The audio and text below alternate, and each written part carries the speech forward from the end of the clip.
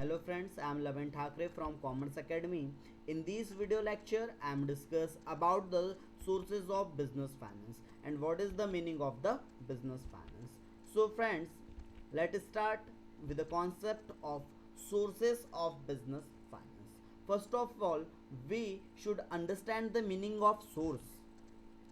Source means various options you have or you are choiced. तो दोस्तों अगर हम बात करें सोर्स इस शब्द की, तो सोर्स का मतलब होता है आपके पास जो बहुत सारे ऑप्शंस है, आपके पास बहुत सारे चॉइसेस अवेलेबल है, उसे हम कहेंगे source of business. What is the business? Now we will discuss about the business.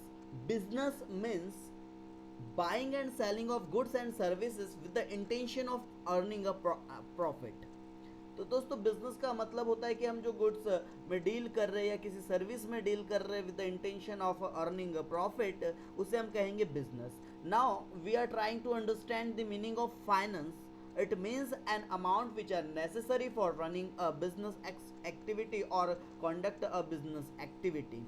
तो दोस्तों अगर हम इन तीनों शब्दों को कंबाइनली देखें कि सोर्स ऑफ बिजनेस फाइनेंस होता क्या है, तो हमारे बिजनेस एक्टिविटी को या हमारे बिजनेस को एग्जीक्यूट करने के लिए या बिजनेस को रन करने के लिए जो हमें फाइनेंस मतलब होता है अमाउंट, पैसा, मनी, तो उसकी जो ज़रूरत पड़ती है उसका अरेंजमेंट कहाँ से करना चाहिए, उस कॉन्सेप्ट को कहेंगे सोर्स ऑफ बिजनेस फाइनेंस. तो अगर हम बात करें सोर्स ऑफ बिजनेस फाइनेंस की, तो बहुत सारे सोर्सेज हो सकते हैं like shares, debentures, public deposits, retained earning, trade credit, ADR, GDR, IDR.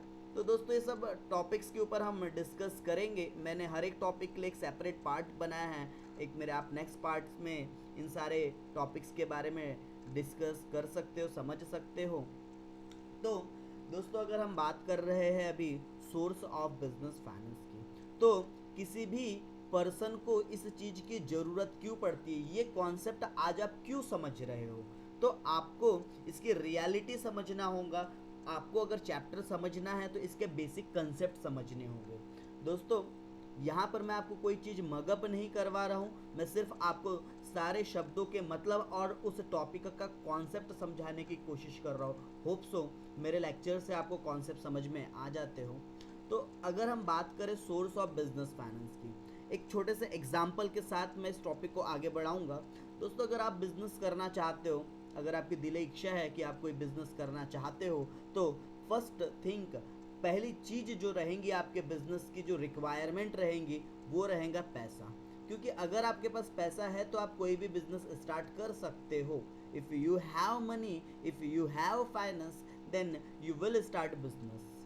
if you don't have, you I think should arrange finance. अगर आपके पास पैसा नहीं है तो आप उसको अरेंज करने के बारे में सोचोगे या आपको सोचना ही चाहिए.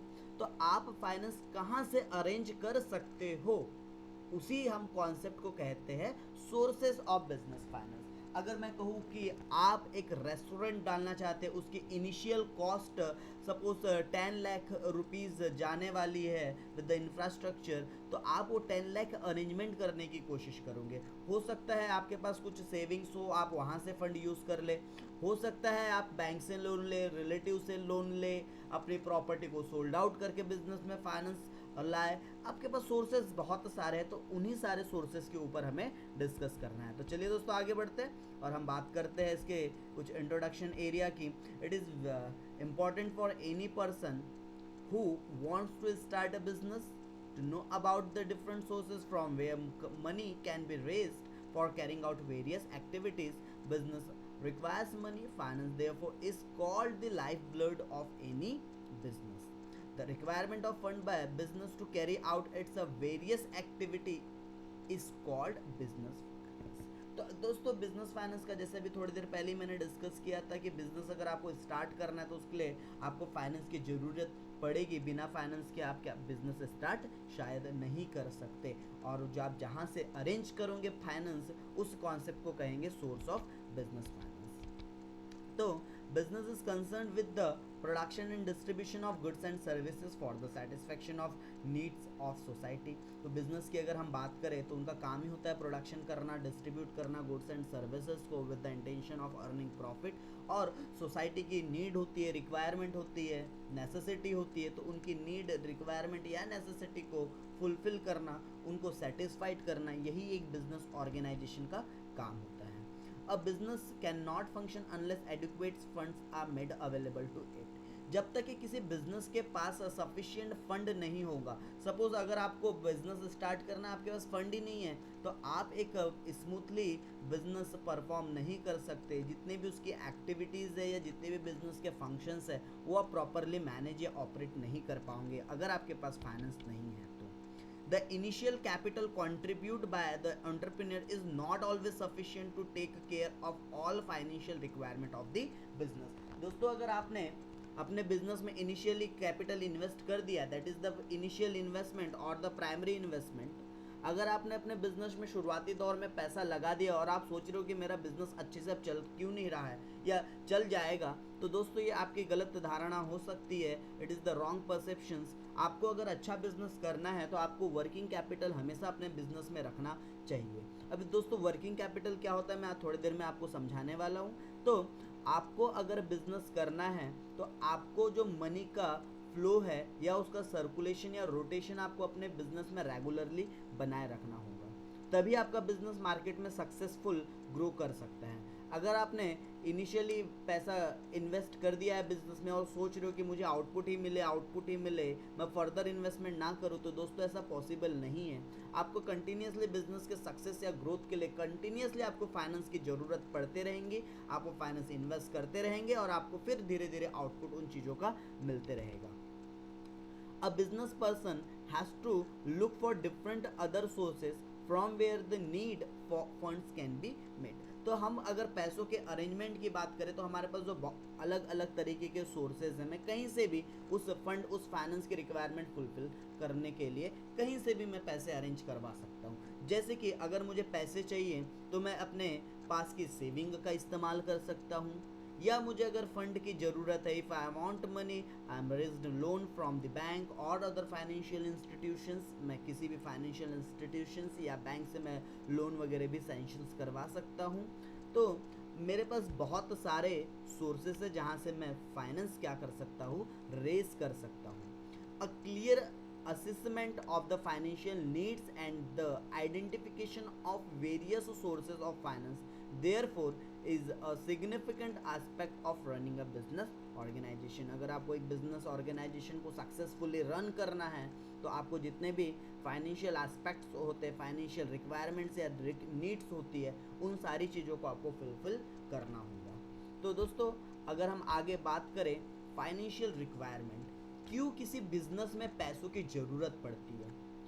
विदाउट फाइनेंस क्या बिजनेस नहीं हो सकता? तो शायद अगर मैं कहूँ कि हाँ हो सकता है तो ये गलत कहलाएगा. बिना फाइनेंस कोई भी बिजनेस मार्केट में सर्वाइव नहीं कर सकता. बिजनेस स्टार्ट ही नहीं हो सकता तो सर्वाइव करने की दूर की बात है दोस्तों, क्योंकि फाइनेंस ही तो बिजनेस के लिए ब्लड का काम करता है. और जब तक कि उस बिजनेस में ब्लड ही नहीं रहेगा, वो बिजनेस में जान ही नहीं रहेंगी, तो बिजनेस मार्केट में सर्वाइव कैसे करेगा. तो फाइनेंशियल रिक्वायरमेंट की हम बात करें तो बेसिकली दो तरीके से यहाँ पर फाइनेंस की ज़रूरत पड़ती है. एक रहता है आपको शुरुआती तौर पर पैसे इन्वेस्ट करना है, जिसे हम यहाँ पर फिक्स्ड कैपिटल कहेंगे. आपने एक बार जो पैसे इन्वेस्ट कर दिए, आपको एक रेस्टोरेंट खोलना था, आपने एक बिल्डिंग बना लिया, वहाँ पर फर्नीचर सेटअप कर दिया, बाकी आपने और इक्विपमेंट्स लगा दिए, that is one time investment, that is a capital investment, जिसे हम फिक्स्ड कैपिटल या फिक्स्ड कैपिटल इन्वेस्टमेंट भी कह सकते हैं. दोस्तों फिर आपको लगेगा वर्किंग कैपिटल. अब ये वर्किंग कैपिटल क्या होता है? तो वर्किंग मतलब होता है जो day to day routine business में आपको जो खर्चे आने वाले हैं, उन चीज़ों को जो आपने मैनेज करना है, उसे कहते हैं वर्किंग कैपिटल. तो दोस्तों हमने दो चीज़ों की बात की है, fixed capital requirement. Fixed capital requirement का मतलब होता है कि हम जो फिक्स्ड एसेट्स या जो हम लॉन्ग टर्म्स एसेट्स खरीदते हैं for intention smoothly running and business activity, तो उसके लिए हमें जो फिक्स्ड कैपिटल इन्वेस्ट करना पड़ता है, that is the amount which benefits give more than 5 और लॉन्ग टाइम्स अगर हम दूसरे कैपिटल की बात करें, that is working capital requirement, it need funds for its day to day operation, this is known as working capital of an enterprise.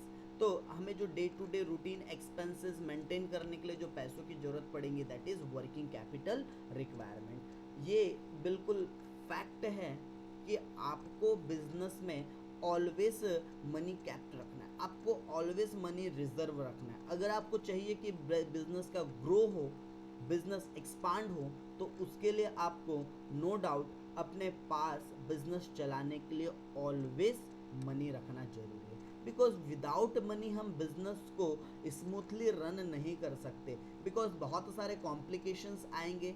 अगर हमारे पास finance नहीं रहेगा तो शायद हम बिजनेस को उतने अच्छे या ठीक तरीके से परफॉर्म नहीं कर पाएंगे, हमारे मैनेजमेंट अच्छा नहीं हो पाएगा, हमारा एडमिनिस्ट्रेटिव कहीं ना कहीं वीक पड़ जाएगा। इसलिए इन शॉर्ट हमें फाइनेंस की ज़रूरत पड़ती है आफ्टर इनिशियल इन्वेस्टमेंट ऑल्सो। दोस्तों, अगर हम बात करें कि इन फाइनेंस को हम कहाँ से अरेंज कर सकते हैं, इसके कितने सोर्सेज हो सकते हैं, तो हम अगर कंपनी है, अगर मैं यहाँ पर बात करूँ किसी कंपनी की कि कंपनी कैसे फाइनेंस रेज कर सकती है, तो वो मार्केट में अपने शेयर्स इशू करके, ये पब्लिक कंपनी कर सकती है क्योंकि प्राइवेट कंपनी के पास ये राइट्स नहीं दिए गए कि वो मार्केट में जनरल पब्लिक को शेयर्स इशू करे। तो मार्केट में आप शेयर्स इशू करके पैसे रेज कर सकते हो बिजनेस के लिए। आपके पास अगर अर्निंग है, रिटेन्ड अर्निंग मतलब खुद का पैसा जो आपने सेविंग कर करके जो जमा किया है, जो बचा के रखा है, जिसे प्लॉगिंग बैक ऑफ प्रॉफिट्स भी कहा जाता है, तो वो पैसे का भी इस्तेमाल आप अपने बिजनेस में कर सकते हो as a source of finance. Debenture आप मार्केट में इशू कर सकते हो, मतलब कि आप लोगों से उधार पैसे ले सकते हो अगेंस्ट एनी सिक्योरिटी। आप लोगों के डिपॉजिट्स एक्सेप्ट कर सकते हो और उस पर आपको फिर कुछ फिक्स्ड रेट ऑफ इंटरेस्ट पे करना होता है। अब बहुत सारे फाइनेंशियल इंस्टीट्यूशंस अवेलेबल है, चाहे हम बात करें स्टेट कंट्रोल अथॉरिटी की या हम बात करें सेंट्रल गवर्नमेंट्स की, तो बहुत सारे फाइनेंशियल इंस्टीट्यूशन बनाए गए हैं, whether it is private sector और पब्लिक सेक्टर फाइनेंशियल इंस्टीट्यूशंस, हम वहाँ से लोन ले सकते हैं। हम कमर्शियल बैंक से ले सकते हैं, American depository receipts and then global depository receipts, ये भी एक हमारे फाइनेंस रेस करने के सोर्सेज है जिसके थ्रू हम फाइनेंस रेस कर सकते हैं। Trade credit and factoring bonds. तो दोस्तों, ये सारे टॉपिक्स हम डिस्कस करेंगे। इन सारे टॉपिक्स के लिए मैंने सेपरेट वीडियो लेक्चर बनाया है दोस्तों, तो आप देखिए नेक्स्ट पार्ट।